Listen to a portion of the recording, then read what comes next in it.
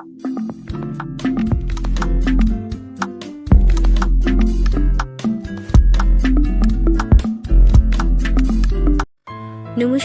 আমি শ্রীমান্তিকা। আমি আবার নতুন রান্না নিয়ে চলে এসেছি শ্রীমান্তিকা হেসেলে। আজকের রান্নার নাম হলো চিকেন পাও ভাজি। তো দেখতে থাকুন, সঙ্গে থাকুন। কড়াটা বসিয়ে দিয়েছি ইন্ডাকশন ওভেনে। এখন এর মধ্যে জল দিয়ে দেব।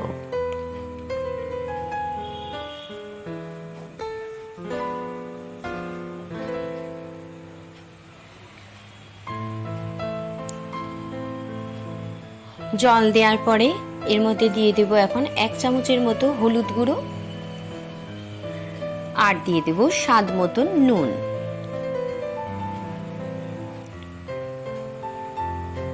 নুন দেওয়ার পরে ভালো করে জলটাকে একটু ঘাঁটিয়ে নেব, নাড়াচাড়া দিয়ে নেব, হলুদ আর নুনটাকে মিশিয়ে নেব। এরপরে দিয়ে দেব কেটে রাখা গাজর আর ছাড়িয়ে রাখা কড়াইশুঁটি। এগুলো একটু সিদ্ধ করে নেব। একদম ঘরোয়া পদ্ধতিতে আমি রান্নাটা বানাবো, কিন্তু একদম দোকানের মতোই স্বাদ। একবার করে খেলে ভুলবেন না। তবে সবাইকে অনুরোধ, ভিডিওটাকে টেনে কেউ দেখবেন না। গাজর আর কড়াইশুঁটি সিদ্ধ হয়ে গেছে, আমি একটা পাত্রের মধ্যে তুলে রাখলাম। এই জলের মধ্যে এখন কেটে রাখা বকুলিগুলোকে সিদ্ধ করে নেব।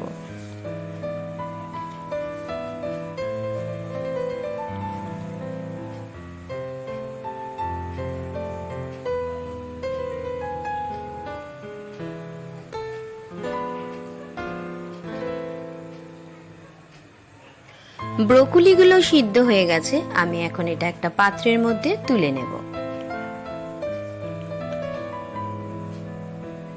গাজর, কড়াইশুঁটি, ব্রোকলি সিদ্ধ করে নিয়েছি। এখন দেখে নেব সঙ্গে আর কি নিয়েছি। 250 চিকেন, যাকে কিমা করে নিয়েছি 2 পেঁয়াজ, ক্যাপসিকাম কেটে নিয়েছি, লঙ্কা কুচি, আদা পেস্ট, রসুন পেস্ট, হলুদ গুঁড়ো আর পাকা কাঁচা লঙ্কা আর একটা বড় রসুনকে পেস্ট করে নিয়েছি সঙ্গে নুন, কেটে রাখা ধনেপাতা আর আগে থেকে সিদ্ধ করে রেখেছিলাম 2 আলু। আর নিয়েছি বড় চামচের 2 চামচ পাও ভাজি মশলা। তো সঙ্গে থাকুন, দেখতে থাকুন আজকের রান্না পাও ভাজি। প্রথমে আমি পাও ভাজির পুরটা বানিয়ে নেব। এখানে দিয়ে দেব এখন 2 থেকে 3 চামচ সাদা তেল, আর দিয়ে দেব 1 চামচের মতো বাটার।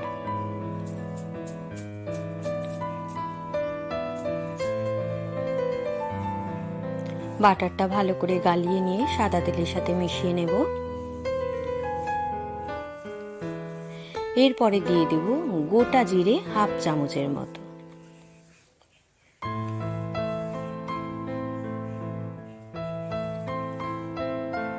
এরপরে দিয়ে দেব কেটে রাখা ক্যাপসিকাম আর পেঁয়াজ কুচি। পেঁয়াজ কুচনো আর ক্যাপসিকাম ভালো করে নাড়াচাড়া দিয়ে হালকা করে একটু ভেজে নেব।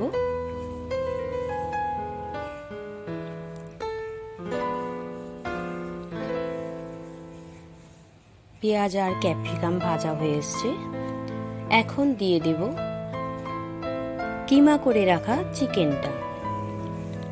চিকেনটা দেওয়ার পরে ভালো করে ভেজে নেব।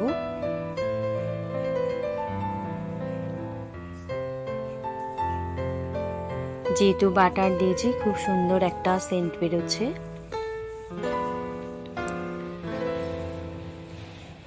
এরপরে দিয়ে দেব পাকা কাঁচা লঙ্কা পেস্ট আর রসুন পেস্ট একসাথে।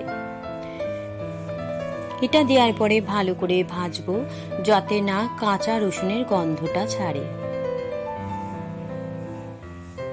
এরপরে দিয়ে দেব স্বাদ মতন নুন।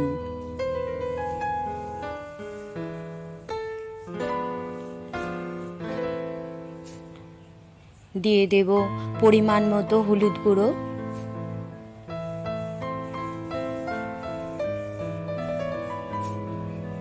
দেওয়ার পরে আরো ভালো করে কষিয়ে নেব। মশলাটা কষানো হয়ে এসেছে। এরপরে দিয়ে দেব পরিমাণ মতো কাঁচা লঙ্কা, যে যেরকম খাবেন সে সেরকমই ঝাল দেবেন।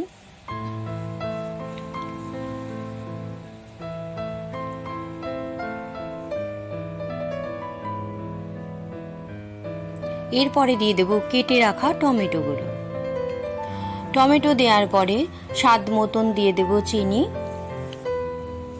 দিয়ে ভালো করে কষাতে থাকবো। যতক্ষণ না টমেটোগুলো গলে যায় ততক্ষণ কষাতে হবে। মশলাটা কষানো হয়ে এসেছে। এখন আমি এর মধ্যে দিয়ে দেব সিদ্ধ করে রাখা আলু। আলুটাকে আগেই আমি চটকে রেখেছিলাম।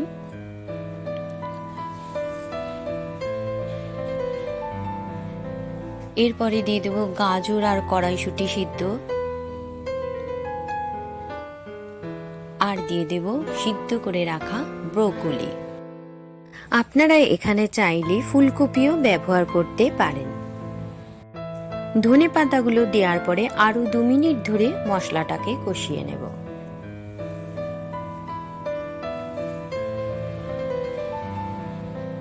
পাও ভাজির পুর কষাতে কষাতে পুরো ঘেটে দেওয়া হয়, কিন্তু আমি এখানে মশলাটা বেশি ঘেটে দেব না, এই কারণে এর মধ্যে চিকেন আছে। এখন এর মধ্যে দিয়ে দেব বড় চামচের 1 চামচ পাও ভাজি মশলা। মশলাটা দেওয়ার পরে আরো 1 মিনিট আমি নাড়াচাড়া দিয়ে নেব। খুব ভালো গন্ধ বেরিয়েছে। পাও ভাজি মশলা যে কোনো মুদিখানার দোকানে কিনতে পাবেন। রেডি হয়ে গেছে পাও ভাজি মশলা। এখন আমি এই পাও ভাজির পুরটা একটা পাত্রের মধ্যে নামিয়ে নেব। খুব সুন্দর দেখতে লাগছে। এরপরে একটা বাটার 1/2 চামচের মতো দিয়ে দেব। এবার আমি নিয়ে নেব 4টে পাও ভাজির পাউরুটি। এগুলো এমনিও খাওয়া যায়, এগুলো দিয়েই পাও ভাজি বানানো হয়। আমি মধ্যেখান থেকে কেটে নিয়েছি, আর এখন দেখিয়ে দেব কিভাবে পাউরুটিগুলো মধ্যেখান থেকে কেটে নিচ্ছি। আমার এই পাউরুটিগুলো 2 দিন আগে আনা হয়েছিল বলে তাই কাটতে গিয়ে খসে যাচ্ছে। আপনারা চেষ্টা করবেন টাটকা পাউরুটিতে করা, তাহলে কাটতে গিয়ে খসে যাবে না। সব পাউরুটিগুলো এইভাবে কেটে নেব।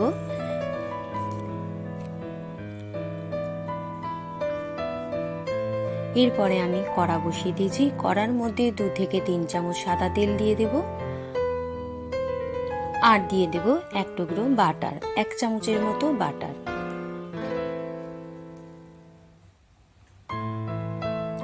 দেওয়ার পরে তেল আর বাটারকে একটু ভালো করে খুন্তি দিয়ে নাড়াচাড়া দিয়ে মিশিয়ে দেব।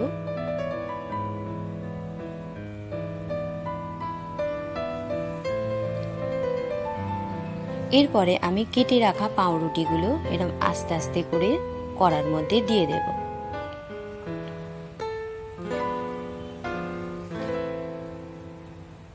এক পিঠ হয়ে গেছে, আর এক পিঠ উল্টে দিয়েছি। এরপরে দিয়ে দেব এর উপরে কেটে রাখা ধনে পাতা। এরপরে হয়ে গেছে। আমি একটা পাত্রের মধ্যে এগুলোকে নামিয়ে নেব। আমি একটা প্লেটের মধ্যে সাজিয়ে নিয়েছি পাও ভাজি, পাউরুটি আর পাও ভাজির পুর, আর সঙ্গে নিয়েছি টমেটো সস। এরম ভাবে সাজিয়ে পরিবেশন করলে সকাল সন্ধ্যা খুবই ভালো লাগবে। আমি যেভাবে বানানো দেখালাম সেরকম ভাবে বানিয়ে বাড়িতে সবাইকে খাওয়ান, আর নিজেও খেয়ে দেখুন। কেমন লাগলো অবশ্যই কমেন্ট করে জানাবেন। ভালো লাগলেও জানাবেন, না লাগলেও জানাবেন। তো আজ আসি, আবার আসবো নতুন রান্না নিয়ে শ্রীমান্তিকা হিসেবে। ততক্ষণ আপনারা ভালো